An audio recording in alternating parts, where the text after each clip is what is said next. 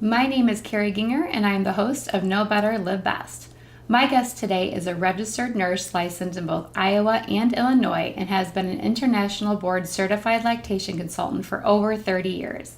She possesses expertise in caring for obstetrical patients and premature infants. Her career has also included working as a visiting nurse, clinical instructor, university instructor, and researcher while working full-time at our local hospital. Recently, Julie Cutler, my mom, was the project manager for the Baby Friendly Hospital Initiative at Genesis Medical Center, and Genesis received the Baby Friendly Hospital designation in February of 2018. Her passion is to assist new families to get off to a good start in breastfeeding and continue to support them on their breastfeeding journey. Listen in as Julie talks about the newborns, breastfeeding, self-care, and how good nutrition can help you thrive as you adjust to the new challenges of bringing your little one home. Know Better, Live Best is dedicated to supporting food and health literacy in people of all ages. Our mission is to cut through the misinformation surrounding food, health, and nutrition because we believe that when people know better, they can make the right choices and live their best lives. We are presented by Bytable Foods. They use blockchain and Internet of Things technology to build traceable, transparent food systems because it shouldn't take an investigative journalist to find out where food comes from.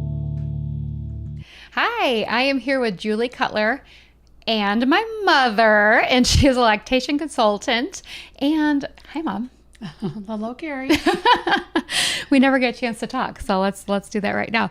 So tell us a little bit about yourself so our listeners know exactly what you do and why you're here, other than because you're my mom. Right. Well, I'm Julie Cutler. I'm a lactation consultant. I have been a registered nurse for 42 years. I've been a lactation consultant for over 30 years. I have 5 children, one of them being my beautiful daughter, and 4 sons, and 7 grandchildren, and all breastfed. So very, very proud of that. I've been involved in the Iowa Breastfeeding Coalition, been co-chair for many years. I am past co-chair now, and I am the co-chair of the Quad City Breastfeeding Coalition. I've been involved in many things over the years. I've taught Lamaze classes for 17 years. Worked for visiting nurses. I've done just many different things related to helping parents get off to a good start. And a grandmother to 7 grandchildren. Correct. Oh, grandchildren, did I say? So that's pretty much like a full-time job in itself, especially with my children. Yes, well, they all live in town, so I'm very lucky, very lucky. Yes. So thankfully, you're my mother because I have 3 children, like the listeners know, and I had a ton of issues breastfeeding with my first, and God probably had to give you a challenging daughter with breastfeeding since that's what you do to give you a whole new perspective. So that was fun, but I'm really grateful I was able to call you at any time, even 3 in the morning.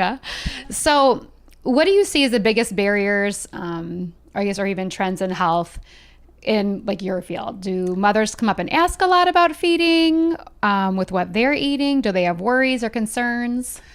Yes, to all those. They have lots of worries and concerns. There's so much information out there now on the internet, classes, and probably more the internet that they have access to now that they didn't have 30 years ago. And so it's hard to know what's good information, what's not good information.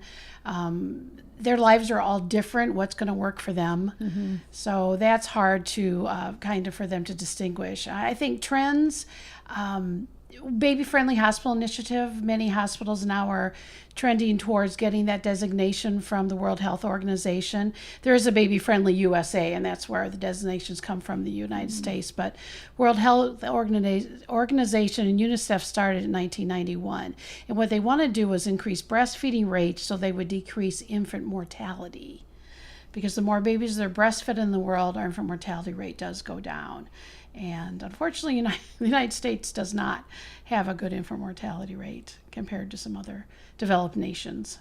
That's really interesting because you would think the United States would be one of, as an infant mortality rate, you think it'd be one of the lowest. Yeah, we're not. I can't remember. I think we were 14th last time I looked, but I haven't looked recently as to where we have been. So the World Health Organization was hoping that increasing breastfeeding rates all over the world would decrease our infant mortality rate. And the breastfeeding rates have increased. In the United States now, nationwide, the CDC our Center for Disease Control just came out with their latest statistics just like a week ago. And 83% of the moms initiate breastfeeding. I think those rates were 2015. They look at 3-month statistics. How many are still breastfeeding at 3 months? I believe that was close to 60%. And then how many are breastfeeding at 12 months? And that I think was 38%, maybe somewhere around there. So we're trending up. We are getting more people initiating, most definitely, and more people breastfeeding for longer periods of time with that. And they feel the baby-friendly hospitals have made a difference with that. We have 3 in Iowa.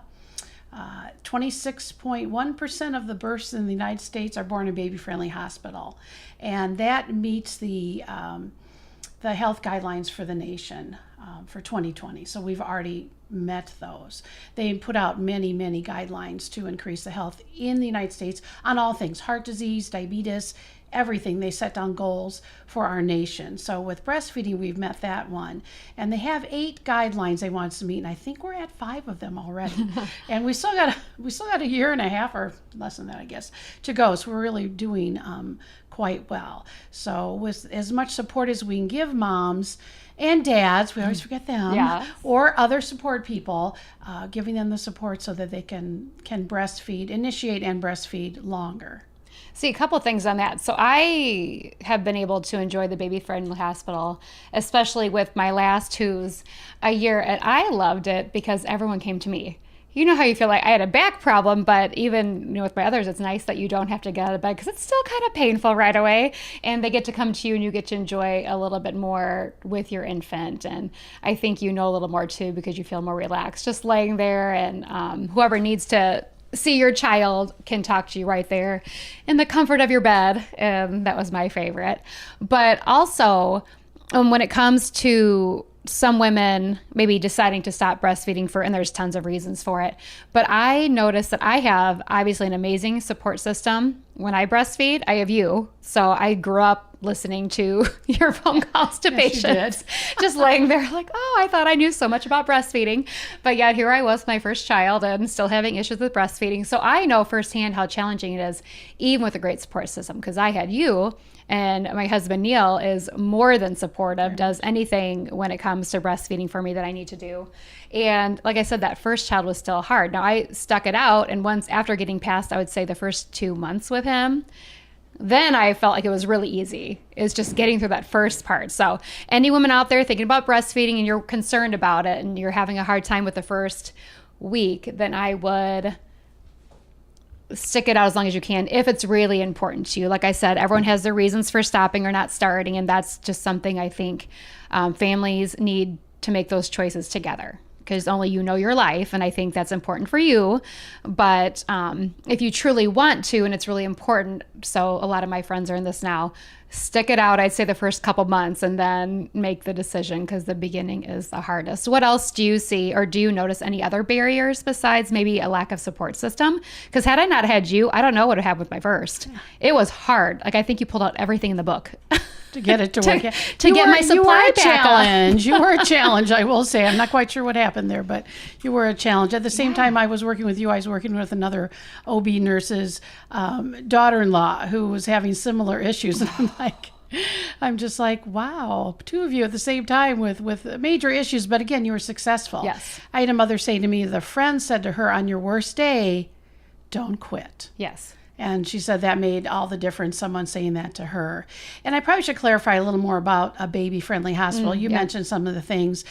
Babies go skin to skin for the first 1 to 2 hours after birth. I mean, really as long as mom wants. We want them to breastfeed in that first, we call it the golden hour, in that first 1 to 2 hours after birth. They stay skin to skin. That's better for them to stabilize their temperature, which stabilizes many things. Respirations, blood sugars, all things that could cause them some problems. And again, babies just do very well. They're not taken away right away like they were for many, many years. And so they stay that way. We encourage moms to room and keep their babies with them in the rooms. That way, when their baby's signaling, no matter how they're feeding the baby, when their baby's giving feeding cues, then they can get their baby before they start crying. When they're crying, that's kind of very late sign that they're ready to feed. So they get them right away. Education, as you said, everything's at the bedside. The physicians do the exam at the bedside so that you can ask questions.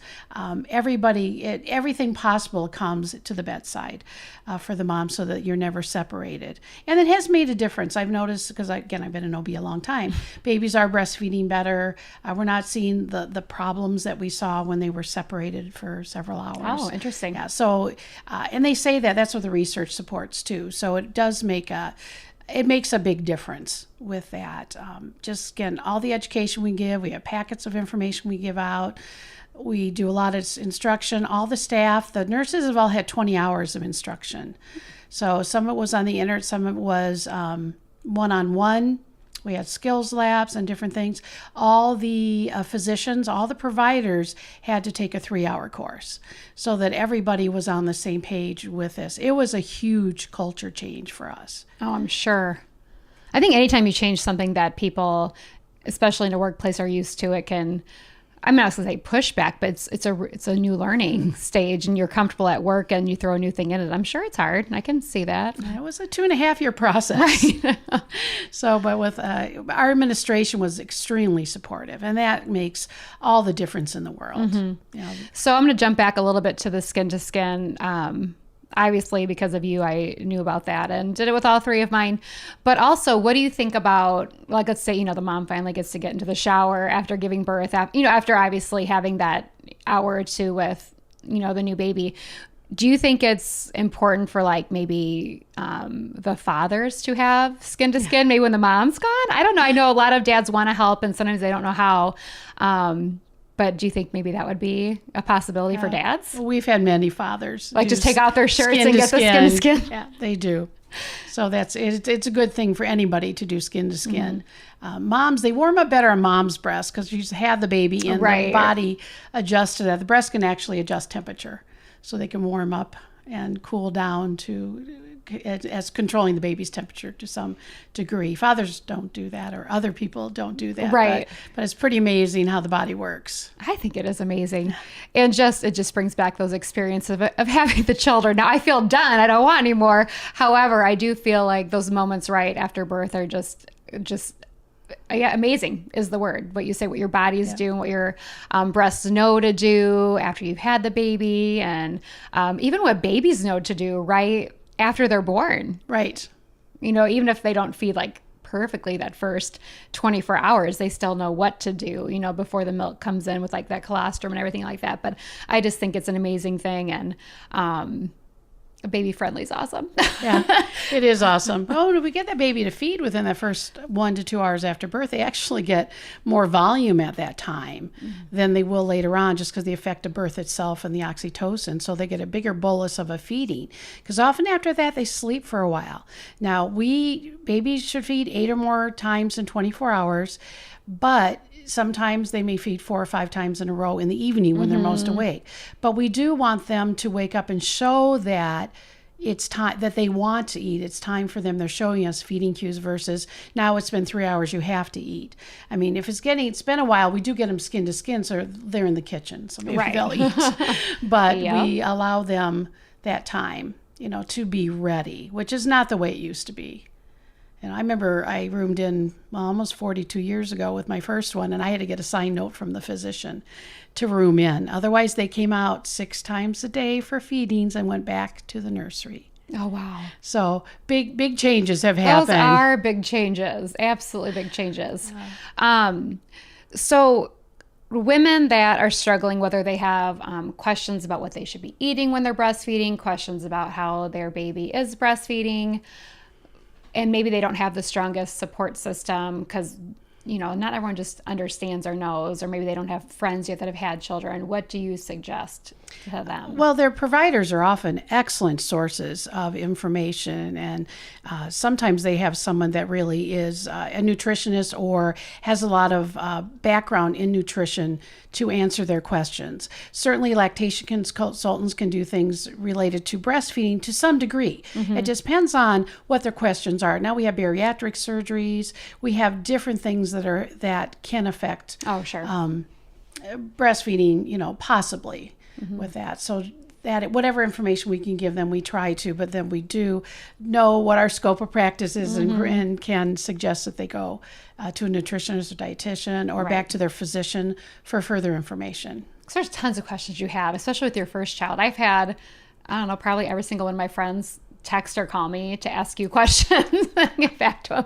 So I'm like, well, I hear what she has to say, but usually like, well, also contact people in your area if they're not around, because obviously you can't see them and you're just hearing their questions. If it's simple, obviously you can answer it, but I know you want people to be seen because things can change. It could not just be problems with breastfeeding. It could be something different that's causing the baby not to breastfeed well. And those are things I think that are really important to get checked out so you're not missing something. And again, there's a lot of support in the area now. We have with lactation consultants at hospitals, that may be where people start because they've seen that lactation consultant. There's other lay consultants. Well, not lay is not a good term, but they're not hospital-based lactation consultants out there that they can contact too. There's quite a bit on the internet across the United States for people to get support and help. So back to nutrition a bit. In my experiences, I don't know if I ate the best with my first or second child. After I got over my hurdle with my first, my supply was then fine. It was, good enough to be a working mom and pump and do things like that.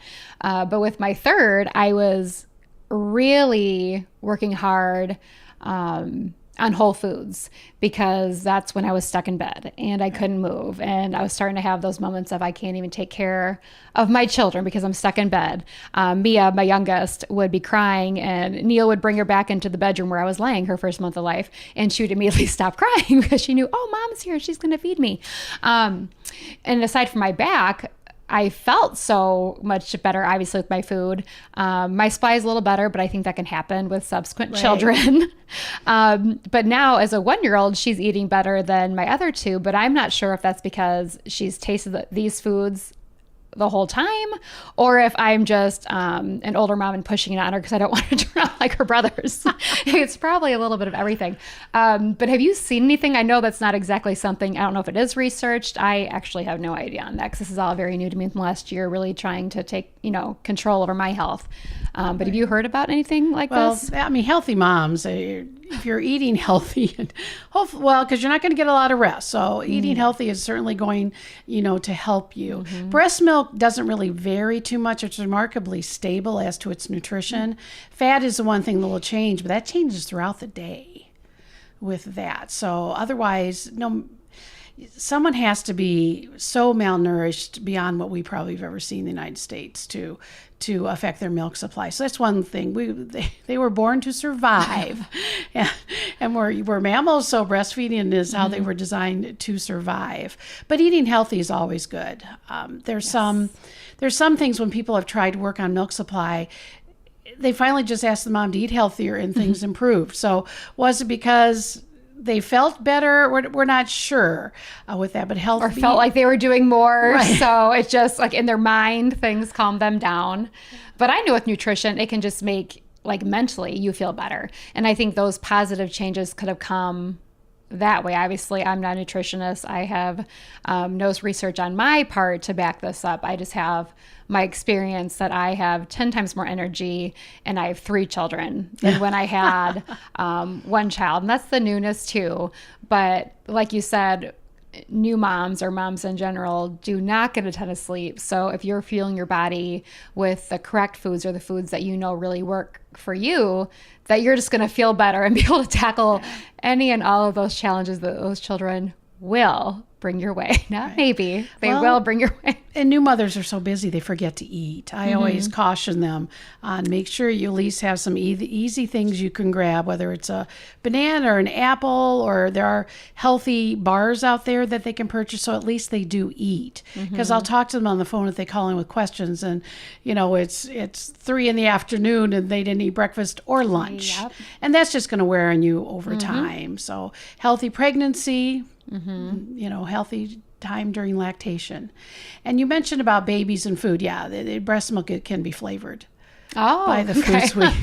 I do believe amniotic fluid also is Interesting. flavored, so they do get used to what we eat. But so healthy foods are probably just Right. a good choice all the way around for everybody. And healthy foods, they recommend breastfeeding exclusively for the first 6 months, and then adding solid foods at that time, but choosing solid foods. And a lot of the information's changed on how we do solid foods and what foods that we say never give. They're now recommending we start them earlier than was once believed. And that's something you can ask your pediatricians. They're excellent at explaining that to you. And there are classes out there that people can attend that talk about healthy eating for their toddlers, for their babies. And that, I think it'd be comforting as a new mother knowing food-wise, obviously not other substances, but food-wise, what you put in your body, that you're still producing the milk that's appropriate for the age of your infant, which I love.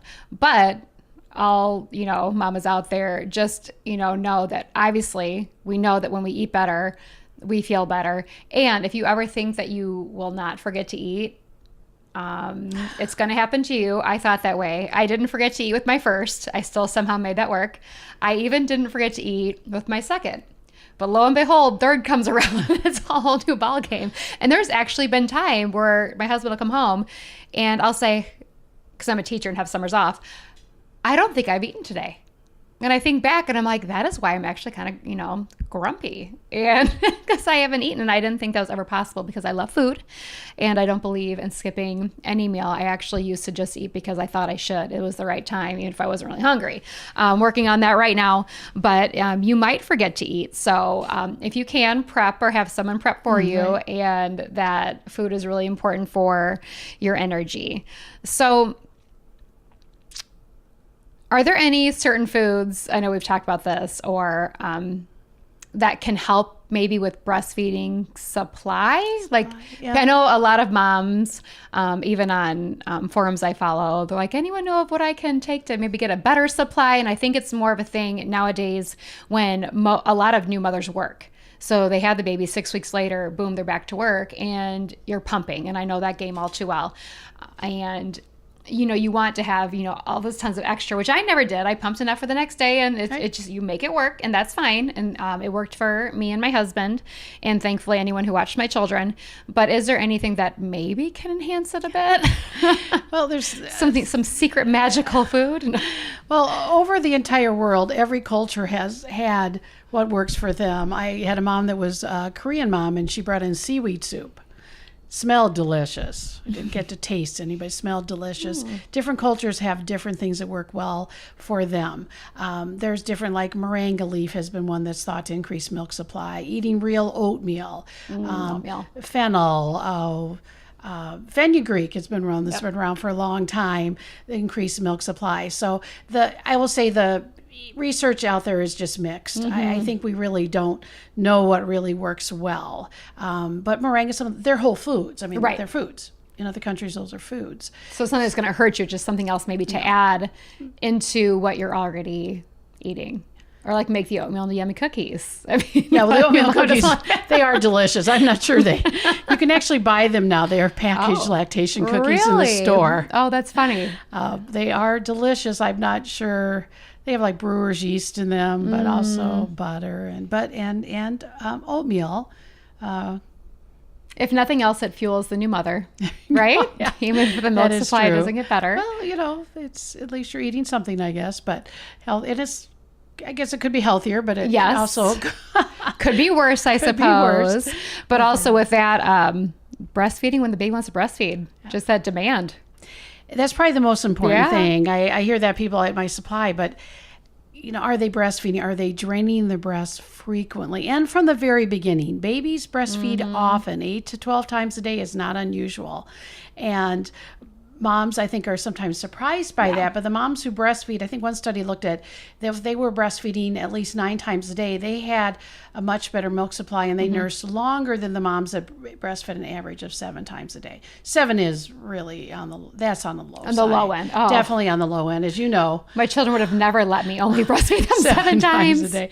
Yeah, right. Yeah, in the beginning, we want them to get off a good start, and then with the rooming in and keeping them so that you get them when they're just showing feeding signs, they nurse well. That really helps that milk supply in the early days. It's so important to nurse often.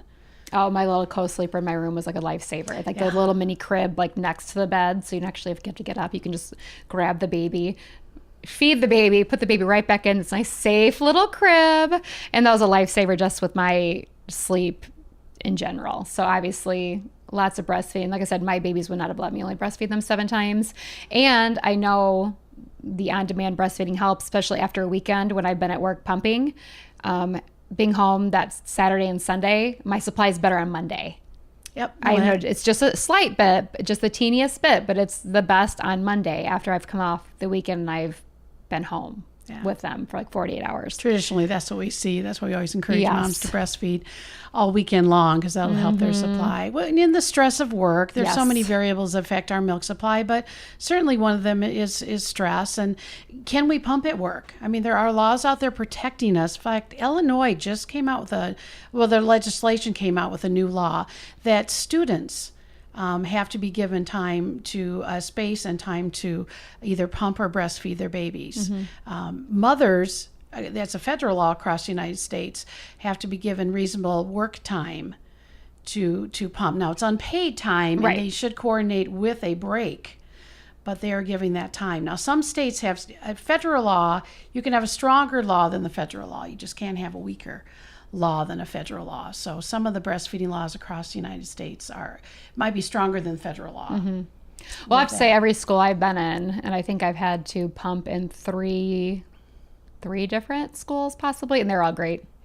Not a worry at all. I mean, just perfect. They were more than accommodating. And that makes it less stressful on you when you feel like they understand you and they want you here and they support your decision as a family to help that. Because I never once felt that they looked down upon it. Like they were encouraged it. They gave me different areas too, if I wanted, depending what it was. So that helps a lot. And when it comes to the stress with my last one that I just pumped all last school year, just started a school year now, no pumping. I have to say it is nice. I would do it all over again. But it is nice to not have to, but I encourage it for people that do breastfeed and want to go back to work is that the healthier eating. I did this last year. I did feel a little less stressed. It could have been the eating. It could have been she was my third. It could have been my back was finally feeling better. So that in itself made me less stressful. But I do think nutrition, and this is my opinion, when you're eating better, your mind just feels better. And then if you're not stressed, you are able to just relax a little more and your milk flows a little better also. I hate to tell you, you're a salaried employee, so the law doesn't cover you.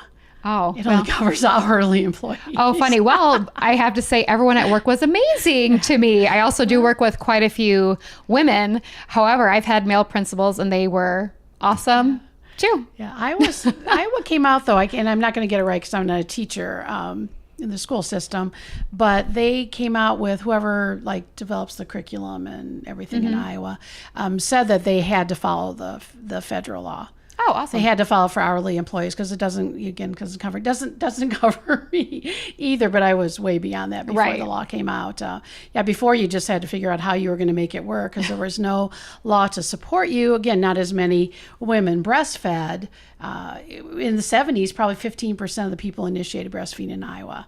So we weren't a breastfeeding culture. We were a formula feeding culture. So that grew over time. So people breastfeeding back in those days, they had to do the best they can. And there wasn't a lot of help out there. Now, there was a Lactation League locally, so they're always very supportive.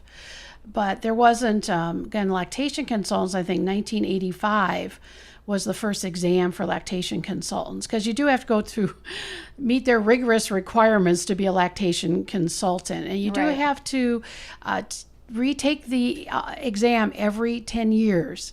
I've taken it 4 times now because it's been 30 years. I should not have to take it again because I'll be way beyond retired by then. But they've changed a lot. And that has made a big difference because there's a lot more lactation support, breastfeeding support out there than there has ever been. I suppose 100 years ago, everyone breastfed. So your cousins, your aunts, everybody was around to help you. We're just a different society now. More mobile. And I was thinking to make your choices and work its way out. So I'm going to switch gears here just a little bit. So Bytable Foods, obviously this podcast that your daughter is helping to run, Know Better, Live Best, is presented by Bytable Foods. And you actually know one of the co-founders, Brett Dugan. So obviously from my youngest brother, Kevin, you know him through. Right. But do you remember first meeting him, or do you remember how long ago that was? Wow. 10 years ago? It's been, he was in high school. I'm not quite sure how long. That's 10 goes really fast. Yeah, I bet 10 years ago at least, maybe 11 or 12. Yeah. He has such a nice manner about him. I am more than proud of what he's done. This is such a huge, huge initiative. Technology beyond belief. I've always wondered why we couldn't trace our food sources better than what we could. And it always made me afraid when I hear about a recall. Then it's like I didn't eat anything remotely like that for a long time, which was probably foolish, but I didn't know how. I didn't know what to do. I didn't want to make a mistake and become ill. I'd ask where I worked at. I'd ask them the last one was the romaine, where'd the romaine come from? Where they told me, I'm not sure it made me feel any better. Just with how it's is what's going on. There's so much with food. So Bytable Foods is amazing. I think with the technology they're going to have, it's going to make me feel so much more comfortable. And again, I'm older, so I think I can do this technology. I really do. I think I'll be able to. An app on your phone. You even have a smartphone. Yeah, and I know how to scan. So I am good with different things. So I think it'll be just wonderful for everybody. And again, for babies' foods, we make, as they get older, we make so many foods for babies.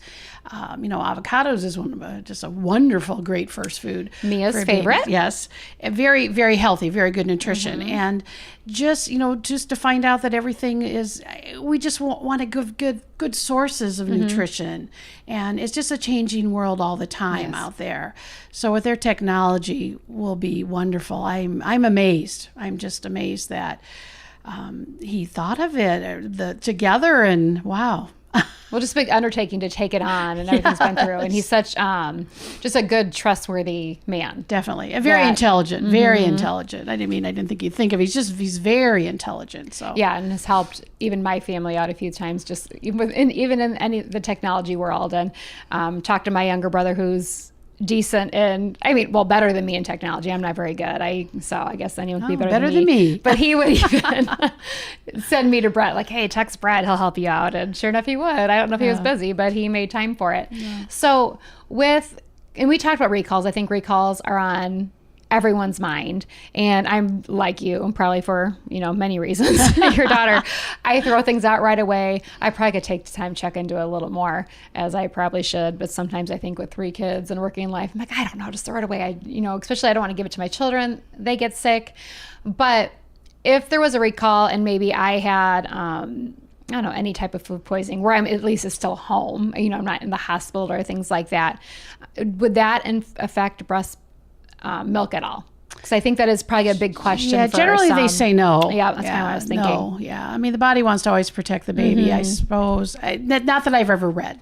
And I guess that's another good point why I love breast milk, although I'm sick, whether it's with a fever or food poisoning from, a recall, that at least my infant is still safe. Like my breast milk, I guess, can't be recalled. No. At least not with foods and things like that. Obviously, mothers, be careful when it comes to drinking, but I'm not talking about that. I'm talking about food. But are there any other ways that maybe how Bytable could maybe affect lactation or anything in your field? I think, that there's accountability in the food industry, that there's, if the recalls, we know what not to take or to eat. I think just a healthy eating. I think, they're taking it, and we're taking responsibility for the food that we eat too, because we can do something about that. And otherwise, I just believe what's in the can is in the can. And that's not always what's in the can. I think that just happened with the almond milk, wasn't it? The almond milk, there was dairy in it. For some people, that could be disastrous. That's a big deal. I have friends that have dairy allergies. We use almond milk all the time. Yes, in this house, we're doing things that we think are healthy for our bodies. And then, so I'm already making the right choices. We're filling up on tons of fruits and vegetables and beans, and for my husband, like different lean meats. And we're really careful what we buy and what we put in with, in our children's bodies. We're checking dates. We're up to date on all those things. So we're like, yeah, we're rocking this some days, not so much other days. But we're rocking it. And then almond milk recall, romaine lettuce recalls, all these things that you think are great, and then stops, and all of a sudden you're sick or you're throwing out things, and stores are losing money and businesses are losing money. And I just think it's a big deal. And I think how wonderful when someone is paying so much attention to their health and what they're giving their children or themselves or friends, that they know exactly where that food's come from. And if there is a recall, it's easy to check. Correct. Which then saves businesses money. It saves the consumer money. And I just think it's a win-win for absolutely everyone involved. So I'm grateful for this, and I can't wait to see where Bytable goes. Right. I agree. Yeah. Well, I hate to throw food out. I have to say that with feeding a family of 7 for so many years, I hate to throw any food out. Certainly I'm not going to serve anything that I have concerns about, but I really hate to throw food out. And I'm going to have to say, so obviously I have 4 brothers. You have 4 sons. You probably didn't really have to throw food out. Well, we didn't know if it was bad, so I guess. Well, not that, but I think they can eat. Because I know that to this day, all 4 of them can still really eat. Yes. So I bet there weren't too many leftovers or things that went bad. No, they ate, so that which is good. Which is good. I'm grateful for my mother always serving very healthy food, because she grew up definitely in a different age and went through the Depression. And so she always served healthy foods, which again, now being older, I'm very grateful for. And I tried. I wasn't perfect, but I tried. Even now, like, we're grown and you're like, oh, I know you're eating a lot of plant-based foods. I made this up. Do you want it? I'm like, how do you have time for that?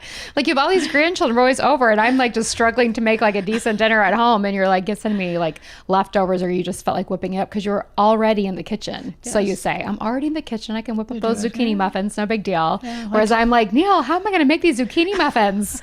I made the whole grain muffins today for the children. My kids love them. My kids love them, and there's zucchini in them. Brody still thinks zucchini is zucchini muffin. He's like, can I have a zucchini? So I get one out for him.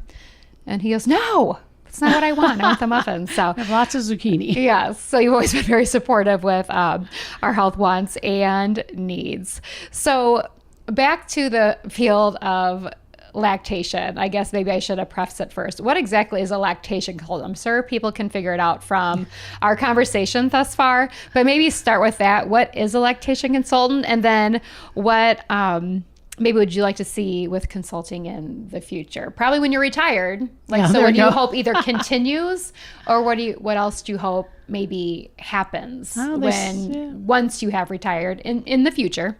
Well, they say really our job as lactation consultants are not to need lactation consultants anymore, that we have such a supportive world or country that moms, they don't need a specialist like that anymore. Now, will that happen? It may in our lifetime, or maybe your lifetime, maybe not mine with that. But so that's kind of supposed to be our goal with that. And a lactation consultant is really a specially trained, I'm a nurse, so a specially trained nurse that is It's a long process to become a lactation consultant, so it's too hard to go into all of it. But if anybody wanted to know, if you go to the International Board of Lactation Consultant Examiners website, you can look at some of the information. There's several paths to get there. Because I was already a nurse in a hospital setting, and I took it the third year that the exam existed, so I took it in 1987.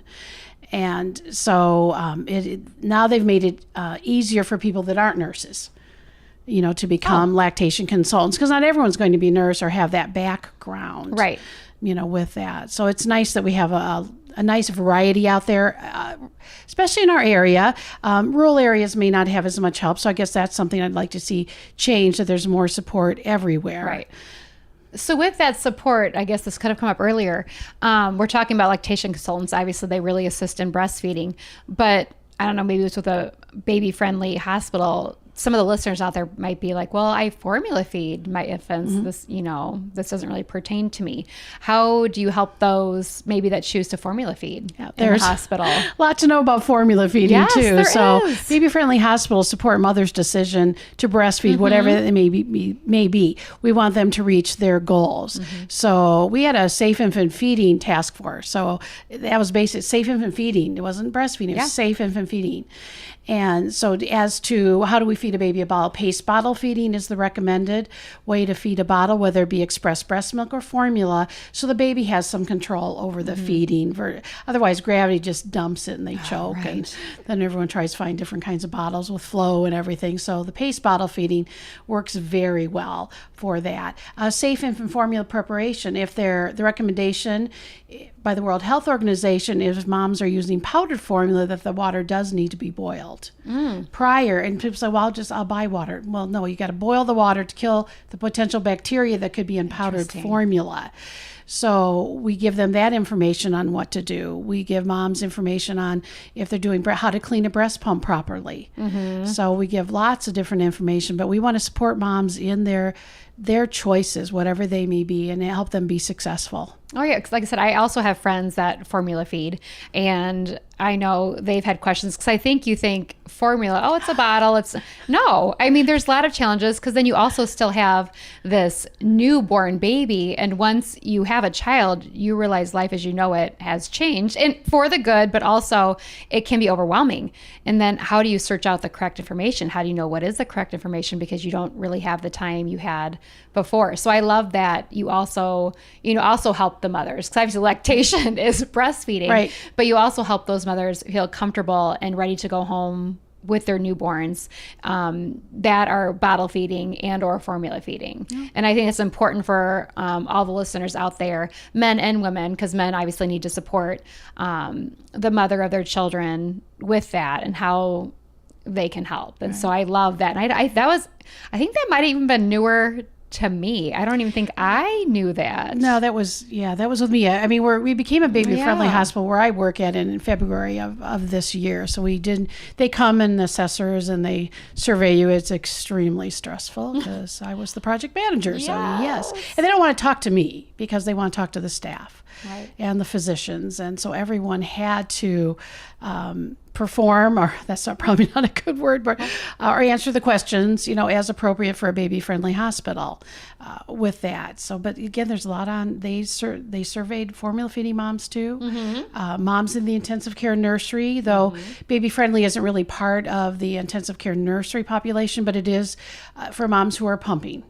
To get them pumping as soon as we can. 6 hours is a late start, but we try to get them going within 6 hours, and the frequency of pumping and what they can expect is going to be a small amount in the beginning. A baby may, in the first 24 hours of life, mom's breastfeeding, get 1 to 2 ounces. They have tiny tummies. They're not supposed to get a lot. So with formula feeding, we instruct them too.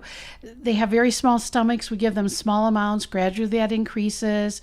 You give them an idea how much a baby will take over time, because people don't know. They don't know how much is my baby supposed to be taking. I remember when formula bottles were 4 ounces. Now they're 2-ounce bottles.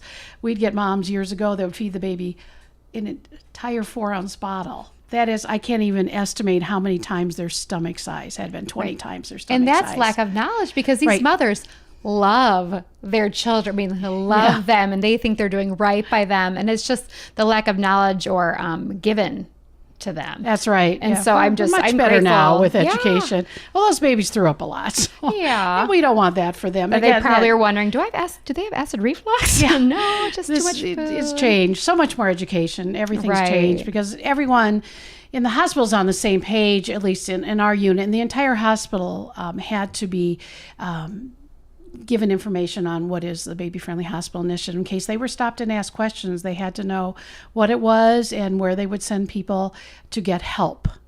Right. So it was the entire hospital.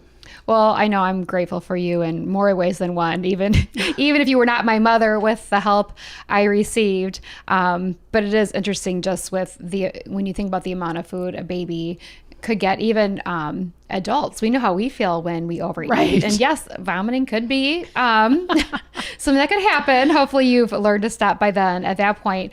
But I've noticed, I even told my husband this the other day, I'm like, Neil, since I've been trying, I have many fails. I don't claim to be perfect. I'm hoping someday I will be. But when I'm really eating the way I want to eat for my body, the way I know it feels good for my body, I don't have ever that incredibly full feeling. And I think it's funny. I think if you would have asked me that a long time ago, like, oh, full, I thought you would joke. I'm like, of course I get full all the time. I'm like, what do you mean you don't get full? And I just thought it would be kind of like a joke. But no, I get it. It was probably people who ate like really healthy asking me that question. You ate what you needed to eat, and that's what babies do. Yeah. Especially, with breastfeeding or even paced bottle feeding, they let you know when they're done. Oh, mine always do. Even my awesome daycare providers I've had, they're like, really, only 3 or 4 ounces? Like, even as my children got older, Yes. like still infants. And I'm like, yeah, try giving them more than 4 ounces, and you will find like a half ounce to an ounce at the bottom of that bottle, and they will not drink it. I'll send it if you want it. I'm happy to. But more often than not, they are not going to drink it. And I always think we can learn a lot from infants. They stop eating when they're full. I think I can learn something from not eating when I'm full. So I've gotten better. Maybe it took 3 children. Yeah. But they recommend 4 to 6 ounces is usually what a breastfed baby will take. Yeah. That's it for at a feeding for the first year and beyond. Which is good because that's about what I was pumping at work to give them the next day. So had they been much bigger eaters, hopefully either I would have made more breast milk or it would have been a little more challenging. I remember getting up at midnight to pump some extra for the next day when they were sleeping. That was usually the first. And that was, I think, still when I was working through my issues. But, and back then I kind of wished I was eating healthier foods because boy, was I tired. And then I had like a nice big room of kindergartners that I will say woke me up when I was really tired with that new infant. I'm like, well, even though the kindergartners are wonderfully exhausting, they did wake me up and kept me busy during the day. And I just crashed when I got home. We do what we have to. We do. And it's a very short period of time. Very short. I can't believe I have 3 children that are 1 and older already. And you've gone over some of these resources for the listeners, but maybe let's just sum up. Do you have any great resources if maybe they want some on breastfeeding, or if they want to know more about Baby Friendly Hospital because maybe they're pregnant or wanting to have children and they want to find the right hospital for them? Like, where can they go for that? If they wanted to find if they go to the Baby Friendly USA website, they list all the baby friendly hospitals in the United States. So depending on where you live, you can look them up and see which ones are baby friendly. Many hospitals may not have the baby friendly designation, but they are moving towards doing different things that support the baby friendly initiative because it's evidence-based practice. And that's what we need to do. It's recommended. There's I'm not going to think of the right name, but there is recommendations for maternity care practices, Joint Commission, and they recommend different practices if you're a Joint Commission accredited hospitals that you have to do. So there's many outside government agencies that are encouraging best practice for babies, so we can decrease even maternal deaths. Yeah, with that, there's so much research Many hospitals have made so many changes, and I know we really do a lot of what does the evidence show, and this is what we need to do because it is the best thing to do for our clients, our patients. And doing what's right is not always the easiest thing. No. We think about that. So I, appreciate all the hospitals out there that maybe they may not say baby friendly. They may not have that accreditation, Correct. but they're trying to do all of these things to also help their patients because they know it's best practice, and change in the workplace is hard. Change at home is hard. Change no matter where you go is extremely challenging. So I'm grateful to all the professionals out there that know this is best and best practice, and that they're working towards it. Because I know all the mothers out there can have just an even better experience than they may have already had in the future. So knowing what you know now, which is a ton, you have 5 children, you've worked in this field. How long? An incredibly long time. Over 30 years. Over 30 years. You've helped breastfeeding moms. You've helped formula feeding moms. Yes. You've helped your children, your grandchildren, friends of your children. Yes. What advice would you give to people out there that, are pregnant, or even if they already have children? Yeah. Well, do the research. You've got to make a decision on how you want to feed your baby. So do the research. I wish we could do a better job including fathers and partners in the breastfeeding education. What can they do to be supportive? That's something I'd like to see us do more.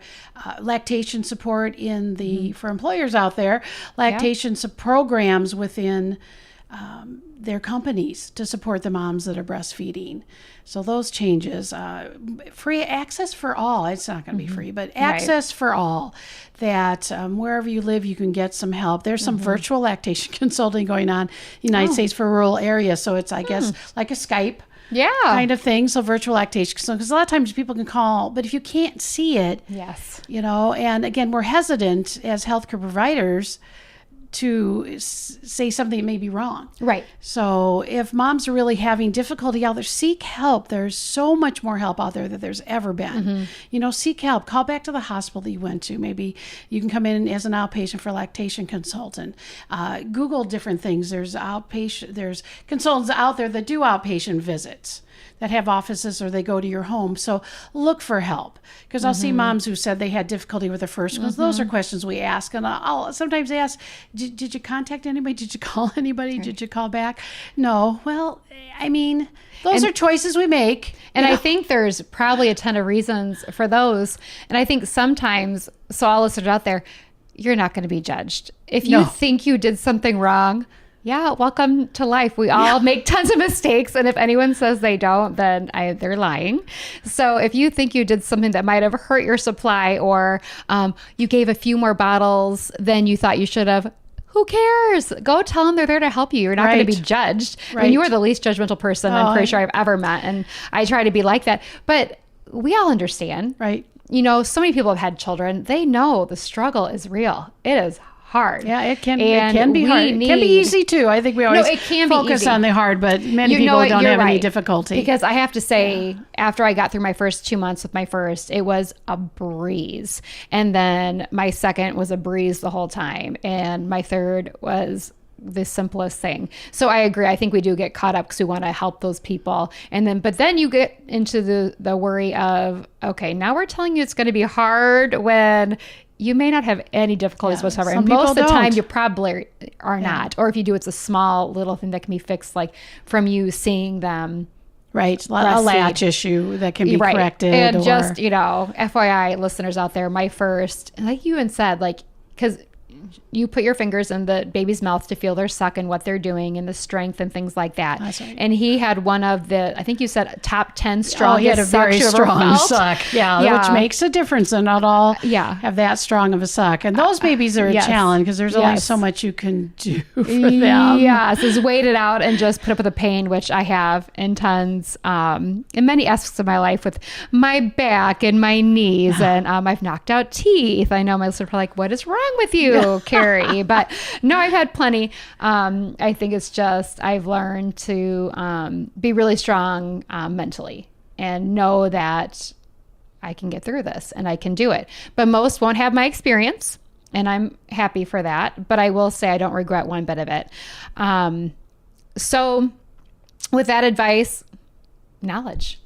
Check it out. Call people. Don't be afraid. Please call people. And it would be nice for us to have a world or a nation where mothers, would get the support that they need and receive the knowledge that they need along with their whoever is close to them, and can breastfeed in peace. Yes. It is now all law. There's been law passed in all states now. It just happened this year that it's not breastfeeding in public doesn't offend the nudity laws. So it's taken this long. The last 2 states just did it this year. And I will say, when I do breastfeed in public, it's not a ton, but when my baby wants to eat. I would be surprised if most people even knew what I was doing, because all I was doing was feed my baby. I didn't. No one else needed to know. I was just doing my thing.